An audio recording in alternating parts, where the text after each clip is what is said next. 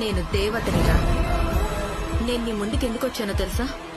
ఈ ఆకులపల్లి నా స్థలం, ఈ 11,000 ఎకరాలు నా ఆస్థానం. ఇక్కడున్న ప్రజలు నా ప్రజలు. వాళ్ళు నన్ను మర్చిపోయి ఉండొచ్చు, కానీ వాళ్ళకి ఏదైనా కష్టం వస్తే నేనొస్తాను, కాపాడుతాను. గిరివర వింధ్య శిరోధిని వాసిని విష్ణు విలాసిని జిష్ణుభుతే భగవతి క్షితి కంఠ కుటుంబిని భూరి కుటుంబిని భూ